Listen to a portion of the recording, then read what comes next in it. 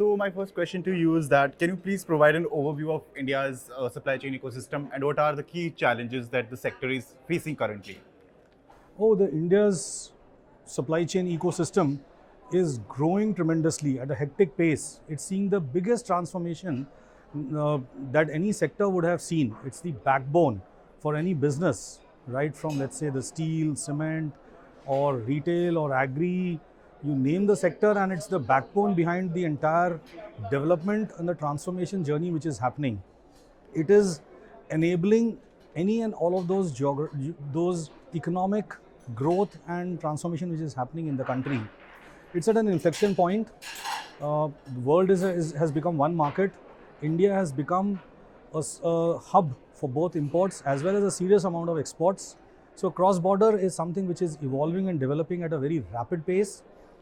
Uh, International movement is something which has become very seamless.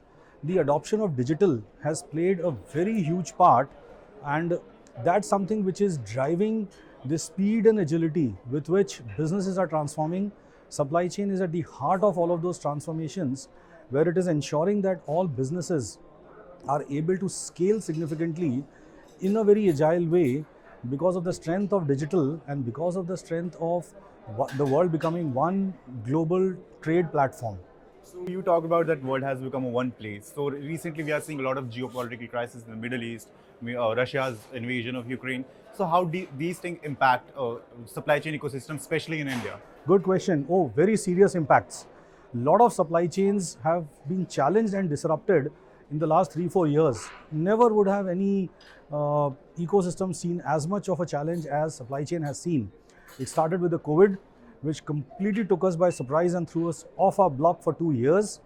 And even before we were gasping for breath and coming out of it and sort of restructuring ourselves, is when all of these wars have happened. No denying or shying away that they disrupt the ecosystem world and the economy at large. But I think in Traversity, there's a lot of innovation which happens. There's a lot of new development which happens. There's a lot of self-reliance which is touted and pushed.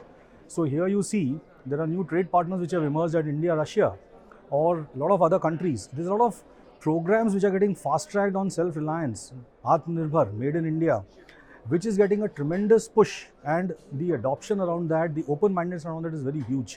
So new trading partners are opening up, new trade blocks are opening up. All the aggrieved people are now coming together to try and see how they can circumvent and get over this issue, which none of them wanted it and none of them can live with it. So they've been big disruptors, but the opportunity which they have thrown up of localization, domestic produce, Atmanirbhar, they've been tremendous, and that's how the companies at large and economies have continued to grow unabated. So you talked about Atmanirbhar Bharat. So tell me about the things where government need to step up, like areas where government needs to step up to collaborate with industry for to boost the supply chain ecosystem. So I think the spend is where the largest thing is. The government spending on a lot of priority sectors has to continue to be at the same pace or maybe grow. Only when they keep the spend up and spawn the demand is when all of the businesses and industries are continuously going to invest in capex and grow. That's one.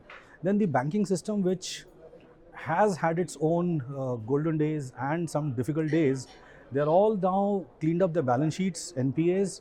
A lot of trust has to be placed now on companies. The banks have to be motivated to lend, and lend simplistically, lend easily, so that capital is available. When these two things are there, there's a demand which is spurred by the government spending. When the banking system releases the money for capex, I think we are all there to take the challenge head on and make sure that we grow exponentially. Okay, so amid all these geopolitical crises and all things, a lot of economists are very optimistic about India's growth. So what are the key trends you foresee in next year for the sustainable supply chain ecosystem? So I think the biggest thing that will happen over the next year or so is that sustainability is going to play a big part, and because of sustainability, a lot of push on renewable energy, where my company is positioned, is extremely well positioned, and almost all corporates are now investing in it and pushing for it. So it's opening up a whole gamut of business industry and creating huge amount of jobs and employment for people. So sustainability, which is not only about power demand, which is also about protecting our environment. All actions needed to protect the environment, do away with things which damage the environment, and adopt new things, newer technologies which conserve the environment. That's going to be the focus, and that's going to be something which will continue to help and grow and sustain economies and companies. Okay. Thank you so much for your time. Thank you. Being pleasure being here with you. Thank you. Thank you.